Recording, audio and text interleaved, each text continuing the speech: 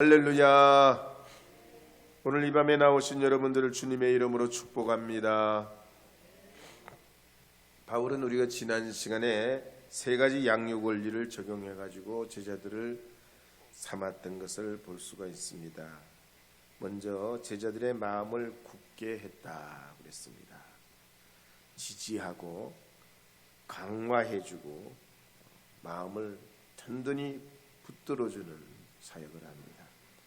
두 번째로는 많은 환난을 겪어야 할 것을 가르쳤습니다. 번영의 신학이 아니에요. 예수님 따르면 만사형통하고 복 받는다, 이것만 가르친 게 아닙니다. 예수님과 함께하는 삶은 고난도 함께 받아야 할 것을 가르쳤던 것입니다. 그리고 이제 오늘 저녁에 세 번째로 영적 리더를 세워서 위탁했던 내용을 23절 읽지는 않았지만 계속해서 보려 합니다. 23절 함께 읽어보겠습니다. 각 교회에서 장로들을 택하여 금식 기도하며 그들이 믿는 주께 그들을 위탁하고. 리더십 대가이자 베스트셀러 작가인 존 맥스웰 목사님이 쓴 리더십 21가지 불변 법칙에 보면은 자동차왕 헨리 포드가 소개됩니다. 이 헨리 포드는 전설적인 그런 자동차의 CEO였지만은 이분의 약점이 뭐냐면 권한을 다른 사람들에게 절대 위임하지를 못해요. 누가 좀 두각을 드러냈다 그러면 즉시 잘라버립니다. 그러니까 유능한 직원들이 그 회사를 배견하들 못해요. 하나둘 떠나게 되고 결국 참 훌륭한 사람들은 소수로 남게 되니까 점점 어려워져 가게 됩니다. 그러니까 이 포도사를 물려받은 그 헨리 포드 2세가 사람을 찾기 시작합니다. 그래서 찰스 텍스 톰튼 같은 사람, 어니 브리치 같은 사람을 영입하면서 회사가 정상 궤도로 올라가는데요. 아들도 똑같아요. 이 사람들이 좀 두각을 나타내고 영향력을 끼치게 되니까 견제하기 시작하면서 포드가 점점 회사가 찌그러져 갑니다. 근데 오늘 이 성경 말씀에 보면 바울은 그렇지 않습니다. 더베에서 금식 기도하면서 나중을 생각하면서 제자를 삼습니다. 그리고 그 모든 걸 형제들에게 위탁하고 돌아옵니다. 저희가 신학대학을 졸업할 무렵 1990년 정도만 됐어도 지방마다 담임 목사가 부족했습니다. 그래서 평신도로 계시던 장로, 권사, 집사 이런 분들이 교회를 관리하고 또 담당하면서 이제 교단에서 그분들이 목회자가 되는 길을 열어줘 가지고 목사가 된 분이 여럿 있습니다. 근데 지금은 전국의 신학대학에 개수가 한 40여 개나 되고 1년에 졸업하는 그 신학생들만 3,000명 이상이 됩니다. 졸업생이 쏟아지는데 목회할 사역지가 없습니다. 그래서 이제는 국내가 넘쳐서 해외로 가는데 해외도 이젠 너무 이제 숫자가 많아가지고 사역의 어떤 유기적인 관계가 못 되고 가서 파송을 받아가면 문제가 자꾸만 되는 이런 현상이 없잖아 있습니다. 거기다가 우리 평신도 사역자들이 의료 선교나 교육 선교, 직업 선교, 어린이 선교, 문화 선교로 국내를 막론하고 여러 나라, 여러 지역의 인종과 국경을 넘어서 사역하고 있습니다. 사역자들이 많다는 건 축복이지요. 은혜이지요. 감사지요. 그만큼 리더가 많고 자원이 많다는 건 큰 축복입니다. 바울이 이제 선교를 마무리하게 되는 단계에 가서 영적 리더를 세우고 그 모든 걸 그 사역자들에게 위탁하고 돌아오게 됩니다. 어쩌면 전도 여행을 하면서 죽을 고생을 다 하고 거의 죽을 정도로 얻어맞아가지고 그런 위기에 있었지만 그런 모든 수고와 어떤 미련을 다 내려놓고 현지 사역자들을 세워가지고 하나님 앞에 또 형제들에게 위임하면서 베이스 캠프로 돌아옵니다. 복음서에도 보면 무덤에서 부활하신 예수님께서도 마지막으로 제자들을 만나셔가지고 명령하시지 않습니까? 너희는 가서 제자를 삼아 아들과 아버지와 성령의 이름으로 세례를 주고 내가 너희들에게 분부한 모든 것을 가르쳐 지키게 하라 그럽니다. 그때 이 제자들이 완성되어서 그런 게 아니죠. 여전히 믿음이 없습니다. 그런데 우리 주님께서는 그냥 못 본 채 하시고 하늘로 올려가시고 주님 우편에 서 계셔버립니다. 정글 세계를 봐도 그렇습니다. 암사자가 새끼 사자를 돌보다가 때가 되면 독립시킵니다. 먹이도 안 주고 스스로 살아가도록 홀로 남겨두고 독자적으로 어떻게든 죽든지 살든지 세상에 던져놔버립니다. 그러면 이 새끼들은 본능적으로 그때를 알고 자기가 그 세상을 이겨나갈 것을 작심으로 부모를 아니 엄마 사자를 더 이상 안 찾습니다. 그래서 초대교회 양육 시스템에 보면은 이렇습니다. 복음을 전파합니다. 예수님 영접해요. 예수님 영접하면 양육을 합니다. 그 양육하면 거기서 리더를 세워요. 리더를 세우고 위임을 합니다. 우리 한국 교회도 이런 초대교회 양육 원리를 적용해가지고 성장한 교회들이 여럿 있습니다. 우리 교회도 교회학교나 남녀성교회나 속회나 우리가 사역하는 기관들마다 복음이신 주님 만나는 그런 기회를 열어나가고 또 예수님 영접한 사람들이 생겨나면 그들을 도와가지고 성장하게 하고 더 사역하게 하고 자신이 가지고 있는 재능과 은사를 하나님 위에 헌신할 수 있는 그런 일을 하게 될 때 먼저 하나님이 기뻐하시고 성령이 우리 안에서 역사하시고 믿음의 성장이 우리들에게 오도록 복을 내려주십니다. 그래서 우리 금암제일교회는 더 영적 성장과 하나님의 은혜로 더 믿음으로 나아가기 위해서 사람을 키우고 양육하는 그런 교회가 되어야 할 줄 믿습니다. 복음성가 99장 불러보겠습니다. 많은 사람들 불러보겠습니다.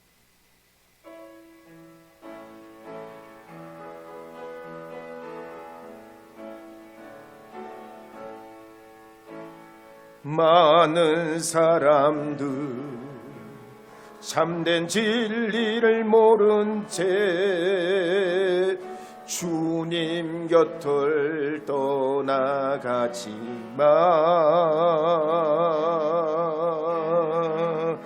내가 만난 주님은 참 사랑이었고 진리였고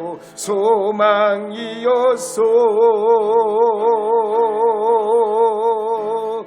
난 예수가 좋다고 난 예수가 좋다고 주를 사랑한다던 베드로 고백처럼 나 예수를 사랑한다고. 이제 한편 1차 전도 여행을 은혜 중에 마친 바울의 일행은 베이스 캠프인 수리아 안디옥으로 돌아오게 됩니다. 그래서 26절에 보면 이렇게 26절, 27절 말씀 읽어보겠습니다. 거기서 배 타고 안디옥에 이르니 이곳은 두 사도가 이른 교회를 위하여 전에 하나님의 은혜에 부탁하던 곳이라. 그들이 이르러 교회를 모아 하나님이 함께 행하신 모든 일과 이방인들에게 믿음의 문을 여신 것을 보고하고. 아멘. 1974년생이고 전남 해남이 고향인 김영주 씨라는 분이 있는데요. 이분은 중앙일보 기자입니다. 근데 이분이 참 특이한 경력이 있는데 히말라야 원정에 차출이 돼가지고 2006년부터 히말라야에 가 있는 시간만 500일이 넘습니다. 히말라야 14자를 모두 베이스 캠프를 경험하고 다녀와 가지고 책을 내고 그 히말라야 2400km에 걸쳐 있는 14자 캠프를 소개하고 있습니다. 그 중에 여러 캠프들 다 우리가 들어본 유명한 그런 캠프들을 소개하는데요. 그분의 그 이야기가 결론이 이렇습니다. 고독하다는 거예요. 산행이 고독하다는 것이요. 근데 고독하고 괴롭지만 평화가 또 있다는 겁니다. 끊임없이 팔다리를 움직여야 갈 수 있고 또 다시 올 수 있다는 겁니다. 이분과 같이 나갔던 사람들 중에 여럿이 진짜 못 돌아온 사람들이 많아요. 영영 세상을 떠나고 그랬던 분들이 많은데 그런 고생, 위험을 다 감수하고 돈 내면서까지 그 고생길을 자처해가지고 가는데 거기는 고독이 있다 그랬습니다. 그러니 이 바울의 전도 일정을 보면 말이죠, 얼마나 고단했겠냐 말이에요. 히말라야 올라가듯 그런 건 아니더라도 얼마나 힘들었겠냐, 얼마나 많은 노고가 있었겠냐 말이에요. 모르는 사람, 낯선 사람, 처음 보는 사람들, 가보지도 않은 곳에 그 사람들 지역과 풍물이 다 틀린데 복음 하나 들고 그 낯선 곳에 들어간 이 바울의 심정이 어떻겠냐 말이에요. 그럴 때 이 안디옥 교회가 이 바울과 바나바의 이야기를 잘 들어주고 위로해 줍니다. 한번 따라해서 잘 듣는 것만으로도 위로가 됩니다. 여러분, 경청이라는 이런 책도 많이 읽고 그렇지만 남의 얘기를 들을 때는 어떻게 해야 되죠? 가장 기본이 그 사람 눈을 쳐다봐야 됩니다. 남 얘기 들을 때 이렇게 먼 산을 이렇게 보고 말하려면 말하고 말하면 말하고 알았다고 고개를 끄덕거리면 비웃는 것처럼 보여요. 내심은 그렇지 않더라도. 그래서 누군가 이야기를 하려면 어떻게 돼요? 눈을 어떻게 부릅뜨고 째려보고? 그건 아니죠. 그 말을 잘 듣는 태도를 가지고 응시를 하면 말하는 사람이 위로를 받습니다. 내 얘기를 이 사람이 듣는구나, 내 얘기를 받아주는구나, 내 얘기를 진심으로 받으려 하는구나. 그 들어만 줘도 가만히, 아니 다른 말 대답을 안 해도 들어주기만 해도 얼마나 위로가 되는지 몰라요. 여러분은 그렇지 않으셨어요? 진짜 답답한 일 만나고 힘든 일 만날 때 누군가 내 이야기를 좀 들어주는 사람이 있으면 얼마나 좋을까요? 그래서 상담사도 있고 세상에 여러 병원에 말이죠, 전문가들도 있지만 진짜 가까운 사람들은 어떡합니까? 내 이야기를 잘 들어주잖아요. 바울과 바나바가 그렇게 낯선 선교지에서 여러 가지 어려움을 당할 때 자기들이 그 체험한 영적 체험을 말할 때 이 안디옥 교회가 잘 들어줍니다. 하나님이 어떻게 동행하셨는지, 자기들이 가는 곳곳마다 이방인들이 복음을 어떻게 받아들이게 됐는지, 안진뱅이가 일어나고 또 복음을 전하다가 돌에 맞아 죽게 되는 줄 알았는데 깨어나 보니 성령께서 여상하게 회복시킨 기적이라든지, 주님의 이름으로 선포하면 귀신이 떠나가고 병 낫는 기적이 일어나면서 전혀 복음을 받아들이지 않을 것 같은 곳곳에서 하나님의 능력과 은혜가 나타나서 수많은 사람들이 예수님 믿고 제자들을 세우고 돌아왔다는 겁니다.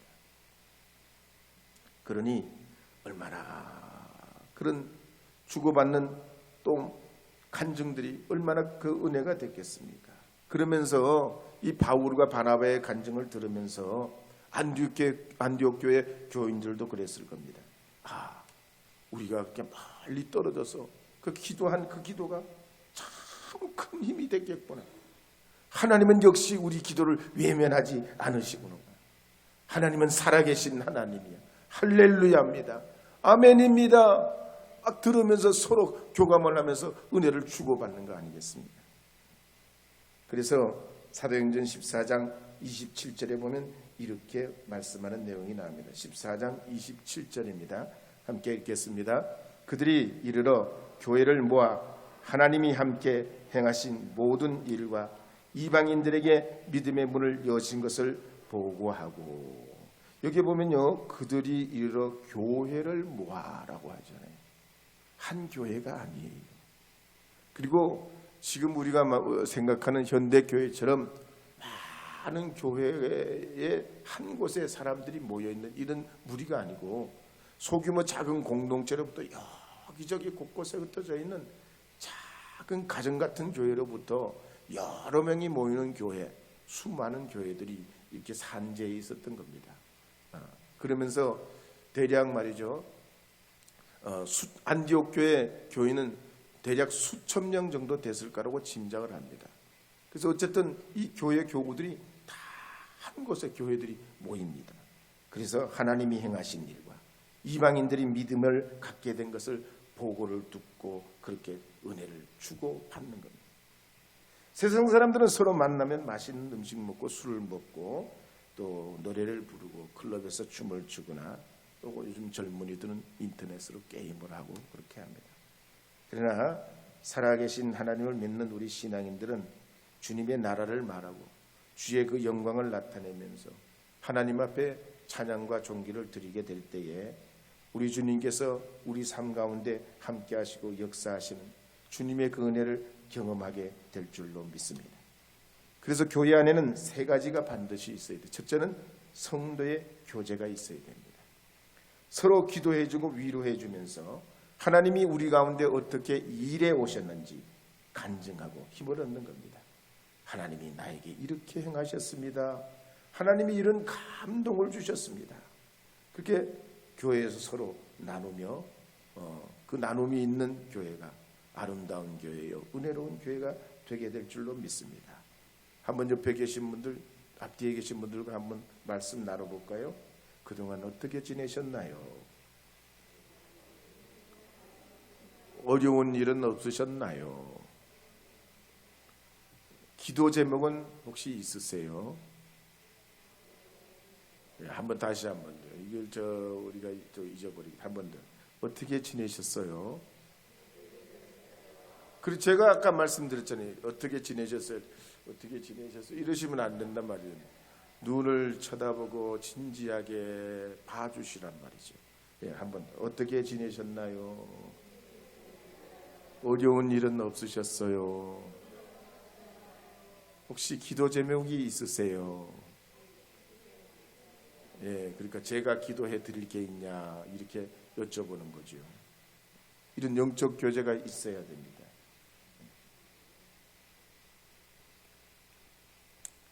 많은 사람들 한 번 더 불러보겠습니다. 99장.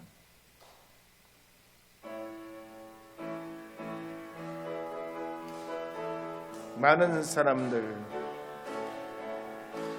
많은 사람들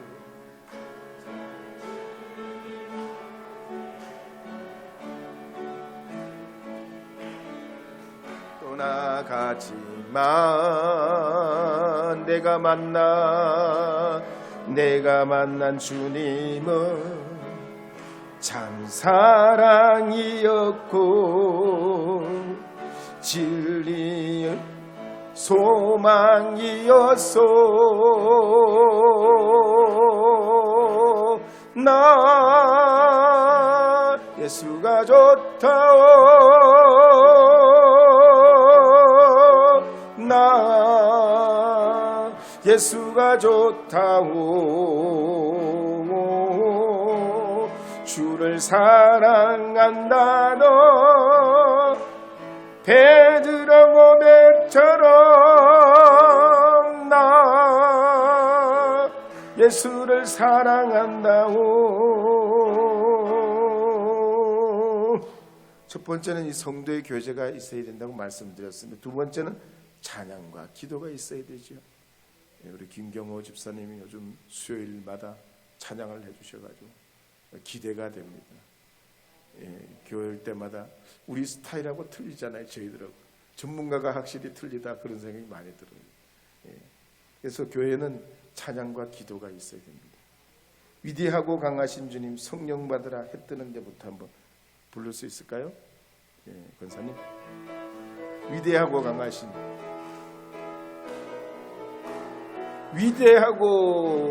위대하고 강하신 주님, 우리 주 하나님. 위대하고 강하신 주님, 우리 주 하나. 성령 받으라, 성령 받으라, 성령 받으라. 예수 내게 말씀하소서. 성령 받으라, 성령 받으라, 내게 말씀하소서. 할렐루야, 할렐루야. 성령 받았네, 나는 성령 받았네. 할렐루야, 성령 받았네, 나는 성령 받았네. 이렇게 찬양이 있어야 되는 줄 믿습니다. 그러면 하나님께서 그동안 우리에게 행하신 위대한 일들, 이 찬양과 함께 고백되고서 이 찬양을 통해 곡조 붙은 이 기도가 우리의 심령을 울리고 주님의 보좌에 감동이 되게 돼서 우리 가운데 하나님의 크고 놀라운 은혜를 허락하여 주실 줄 믿습니다. 이 수요일뿐만 아니라 우리가 예배로 모일 때마다 이 찬양의 은혜가 충만하여서 세상 가운데 근심, 걱정, 염려, 불안 가운데 있는 성도들이 힘을 얻고 회복을 얻고 하나님께 영광 돌리는 그런 교회가 되어야 될 줄 믿습니다. 세 번째로 교회는 편안해야 됩니다. 편안해야 돼요. 교회는 사실상 어른과 아이들 또 누구든지 잘 어울릴 수 있는 자연스러운 공간이 있어야 됩니다. 우리 교회도 마찬가지로 예배드릴 아름다운 공간이 있습니다. 식사하고 교제할 공간을 우리가 좀 더 마련하기 위해서 지금 고치고 있지만, 연일 얕은 여러분들이 수고해 주시고 또 기도해 주시고 협력해 주시고 물질로도 후원해 주시고 부활절 전까지 어떻게든 이걸 하려고 우리가 자원봉사를 하고 있습니다. 아름다운 완성이 이루어지면 그냥 이 공간이 헌 집이 새 집이 되는 게 아니라, 그 정도가 아니라 전문가들이 다 그래요. 하나의 공간이 만들어지면 그 공간을 통해서 이렇게 사람들이 모여지고 흩어지게 됩니다. 그래서 서양 문화는 광장 문화라고 하지 않습니까? 광장 문화. 마을 중심에 한가운데 큰 광장이 있단 말이죠.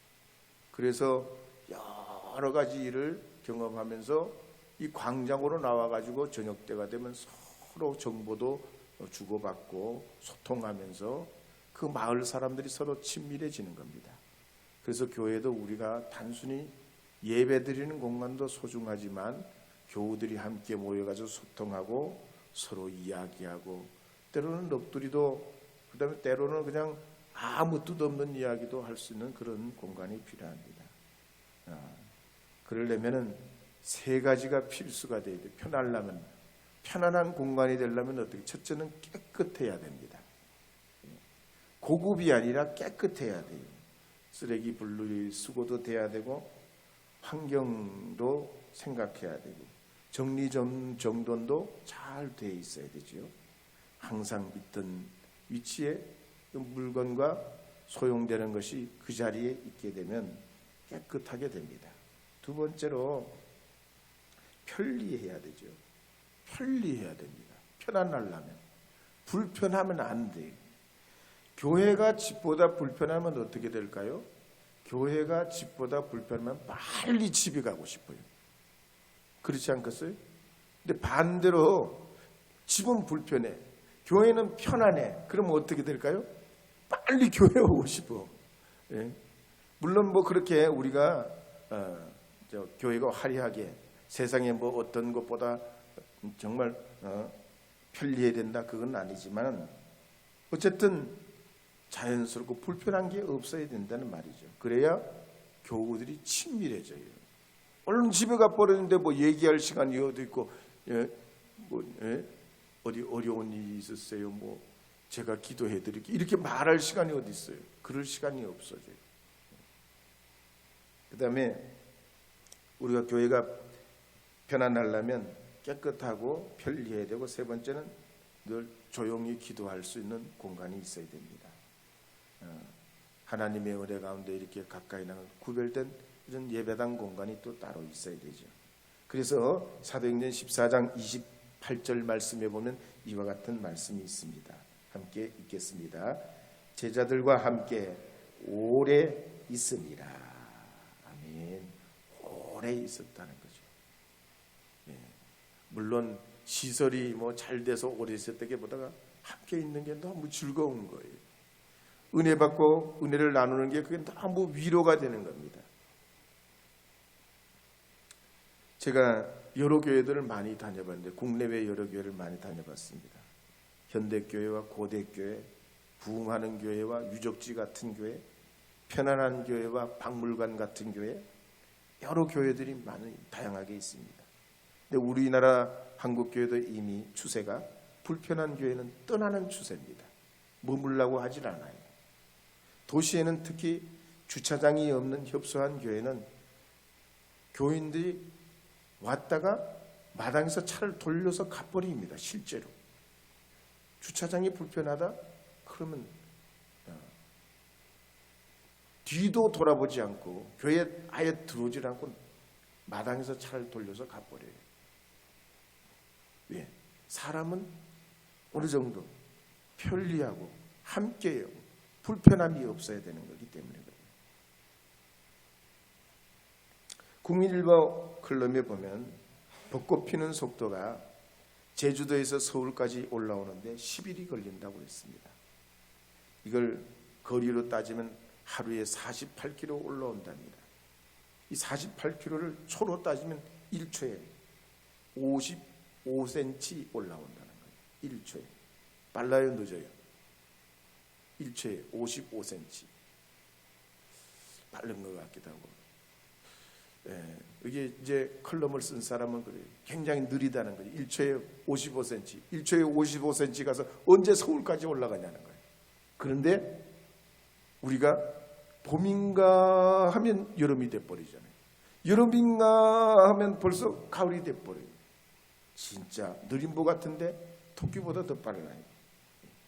우리가 교회가 그렇습니다. 하나님의 은혜로운 교회가 되면 하나님의 역사와 은혜는 정말 이 벚꽃 피는 속도보다, 또 우리에게 그렇게 계절의 변화보다 더 놀란 하나님의 축복과 은혜가 있게 되는데, 우리 금암제일교회가 영적 베이스 캠프와 같이 늘 주님 안에서 서로 위로하고, 또 우리가 늘 주 안에서 주님이 우리 안에 행하신 일들을 나누고, 주 안에서 서로 축복하고, 하나님 앞에 믿음의 성장이 잘 이루어져 가도록 세워주고, 하나님의 역사가 있는 믿음의 교회가 되어야 할 줄로 믿습니다. 이 일에 우리가 먼저 부름받아 주님 앞에 나와 하나님의 그 역사를 이루어가는 주의 몸된 지체가 된 줄 믿습니다.